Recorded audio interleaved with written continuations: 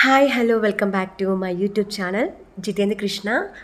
ఈరోజు నేను Sunday vlog అండి, ఒక చిన్న వ్లాగ్ అని షేర్ చేయబోతున్నాను. ముందుగా మార్నింగ్ లేవగానే ఒక గోరువెచ్చని గ్లాస్ వాటర్లో నిమ్మకాయ రసం కలుపుకొని ఇలా తాగడం అలవాటండి. చాలా మంచిది అంటారు కదా ఆరోగ్యానికి. సో తాగిన గంట తర్వాత బయట నుంచి టిఫిన్ తీసుకొచ్చారు. సో ఇడ్లీ వడ అండి. అది తినేసిన తర్వాత రాత్రి ఉన్నన్నం కాస్త మిగిలిపోయింది. దీన్ని ఏం చేద్దామా అని అనుకుంటూ ఉంటే పిల్లలు ఎగ్ ఫ్రైడ్ రైస్ చేయండి అని చెప్పారు. సో ఎగ్ ఫ్రైడ్ రైస్ చేస్తున్నాను. ముందుగా స్టవ్ ఆన్ చేసి కొద్దిగా ఆయిల్ వేసేసి ఉల్లిపాయలు వేసేసి నేను చాలా సింపుల్ వేలో చేస్తానండి ఎగ్ ఫ్రైడ్ రైస్. చాలా తక్కువ ఇంగ్రీడియంట్స్ చేస్తాను. కొంచెం పచ్చిమిర్చి, పుదీనా, కొద్దిగా కరివేపాకు వేసుకొని లైట్గా కొంచెం గోల్డెన్ బ్రౌన్ వచ్చేంత వరకు వేయించుకోవాలి. సో ఇవన్నీ రాత్రి బద్ధకమై కడగకుండా ఉండిపోయిన పాత్రలు అండి. ఇవన్నీ కడగాలి తిన్న తర్వాత. అంతే అండి మా ఆడవాళ్ళ కష్టాలు. ఏం చేస్తాం. కొద్దిగా త్వరగా వేగిపోయాయి కదండి. ఇప్పుడు ఇందులోకి కొద్దిగా కారం పసుపు వేసాను. నేను చూపించడం మర్చిపోయాను. ఇప్పుడు ఇందులోకి ఒక 3 నుంచి 4 గుడ్లని అయితే యాడ్ చేశానండి. కొద్దిగా ఉప్పు వేసుకోవాలి. నేను రైస్లో కూడా ఉప్పు కలుపుకున్నానండి ముందుగానే. సో ఎగ్ కాస్త ఫ్రై అయ్యేంత వరకు వేయించుకొని ఈ అన్నాన్ని ఇందులోకి వేసేసుకొని బాగా మిక్స్ చేసుకోవడమేనండి. అంతేనండి. నేను ఇంత సింపుల్ వేలో చేస్తాను ఎగ్ ఫ్రైడ్ రైస్ అనమాట. మేము మామూలుగా అయితే గుడ్డన్నం అంటాము. సో ఎగ్ ఫ్రైడ్ రైస్ అంటే మిగతావి అలాంటివన్నీ అయితే వేయనండి. సాసులని అవన్నీ వేయను. సో హెల్త్కి మంచిది కాదు కదా. ఇందులో కొంచెం గరం మసాలా వేసాను. కొద్దిగా కొత్తిమీర వేసేసుకొని బాగా హై ఫ్లేమ్లో ఒకసారి బాగా మిక్స్ చేసుకొని సర్వ్ చేసుకోవడమేనండి. ఎంతో ఈజీ గుడ్డన్నము. ఇప్పుడు నేను టేస్ట్ చూసి ఎలా ఉందో మీకు చెప్తాను. చాలా రుచికరంగా ఉంటుంది. ఇలా సింపుల్గా చేయండి, చాలా టేస్టీగా ఉంటుంది. సూపర్గా ఉందండి, చాలా రుచిగా ఉంది. ఇలా సింపుల్ వేలో ఎగ్ రైస్ని చేసుకొని ఎంజాయ్ చేయొచ్చు తినేసి. ఇంకా పిల్లల కోసం కూడా కాస్త ప్లేట్లలో పెట్టేశాను. అలా కూడా ఇచ్చేసాను. తర్వాత మధ్యాహ్నం మనం వంట చేసుకోవాలి కదా ఎలాగో ఆబ్వియస్లీ. సో అందుకు మా హస్బెండ్ మటన్ తీసుకొచ్చారు. సో మటన్ శుభ్రంగా 3 సార్లు కడిగి పక్కన ఉంచేసుకున్నాను. నేను చాలా సింపుల్గా చేసేస్తానండి. కాస్త కొబ్బరి ముక్కలు, చెక్క, లవంగాలు, కొద్దిగా గసగసాలు అనేటివి దోరగా వేయించేసుకొని చల్లారిన తర్వాత మిక్సీ చేసేసుకోవడమే. కొద్దిగా చింతపండుని నానబెట్టి ఉంచుకున్నానండి. చింతపండు పులుసు వేయడం వల్ల చాలా టేస్టీగా వస్తుంది మటన్ కర్రీ. 2 ఉల్లిపాయలు, 4 టొమాటోలు అండి.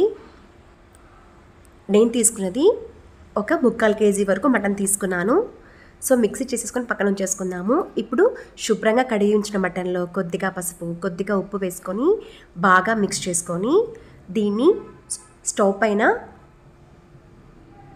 మీడియంలో పెట్టుకొని ఇందులో మనకి వాటర్ వస్తాయండి. ఈ వాటర్ అనేది మనకి దగ్గరికి అయ్యేంత వరకు వేయించుకుంటే మనకు మటన్ అనేది నీచు వాసన రాకుండా ఉంటుంది.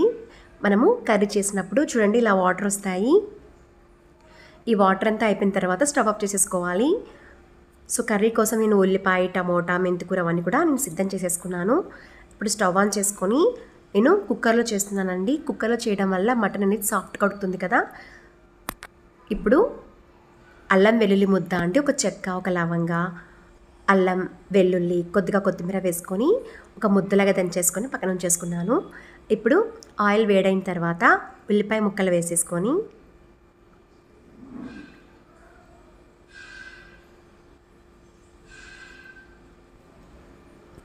అవి కాస్త దోరగా వేగిన తర్వాత ఇందులోకి మెంతికూరని యాడ్ చేసుకోవాలి. మెంతికూరని వేయటం వల్ల మటన్ చాలా రుచిగా వస్తుంది.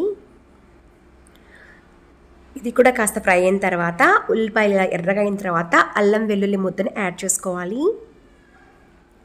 అది కాస్త వేగిన తర్వాత టొమాటో ముక్కల్ని యాడ్ చేసుకున్నానండి. ఇవి కూడా కొద్దిగా వేగనివ్వాలన్నమాట. ఇప్పుడు ఇందులోకి పసుపు, రుచికి సరిపడా కారం అంటే మీరు తినే కారాన్ని బట్టి మీరు కారాన్ని అనేది వేసుకోవచ్చు. కొంతమంది స్పైసీగా ఇష్టపడరు, అలాంటి వాళ్ళు తక్కువగా వేసుకోవచ్చు.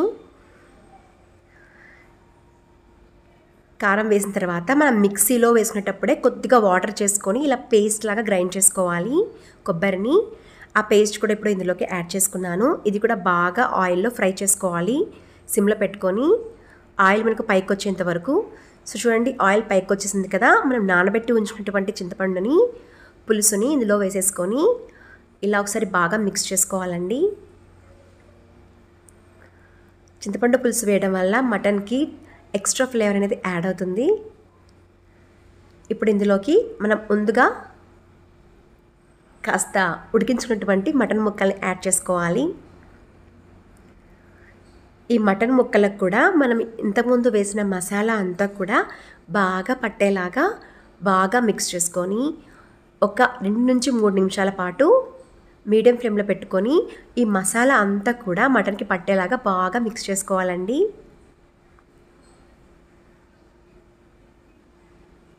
సో మసాలా అనేది పట్టేసింది కదా. ఇప్పుడు ఇందులోకి రుచికి సరిపడా ఉప్పును వేసుకొని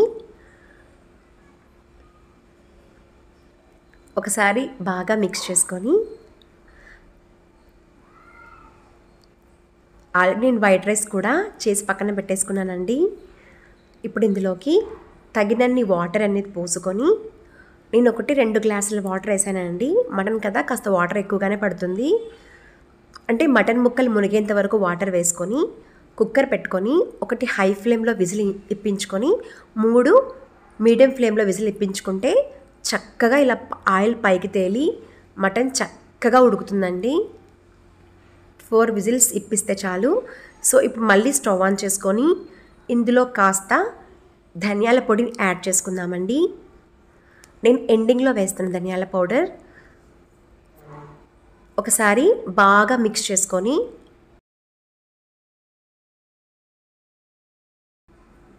ఒక 2 నిమిషాలు ఉడికించుకొని ఆయిల్ పైకి వచ్చిన తర్వాత చూడండి, చుట్టుపక్కల మొత్తం ఆయిల్ పైకి వచ్చేసింది కదా. ఇప్పుడు ఇందులోకి కొత్తిమీర తరుగును వేసేసుకొని స్టవ్ ఆఫ్ చేసేసుకుంటే ఎంతో రుచికరమైనటువంటి సింపుల్గా త్వరగా అయిపోయే మటన్ కర్రీ అనేది సిద్ధమైపోయిందండి. ఎంతో టేస్టీ మటన్ కర్రీ రెడీ అయిపోయింది. ఇంకా తినడమే ఆలస్యం. టేస్ట్ చూసి చెప్తాను ఎలా వచ్చిందో. చాలా సింపుల్గా క్విక్గా అయిపోతుంది. మనకు చేసినట్టు కూడా ఉండదు వంట.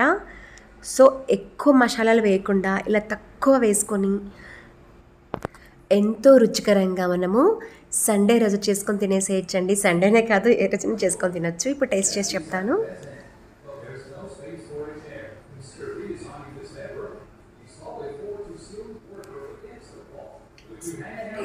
మీకు ట్రై చేయండి, ఖచ్చితంగా చాలా బాగుంటుంది. మటన్ కూడా చక్కగా కుక్ అయిపోయిందండి.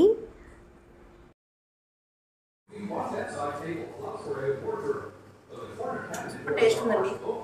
మీరు కూడా ట్రై చేయండి. నా ఛానల్ లైక్ చేయండి, షేర్ చేయండి, సబ్స్క్రైబ్ చేసుకోండి. Thank you so much for watching.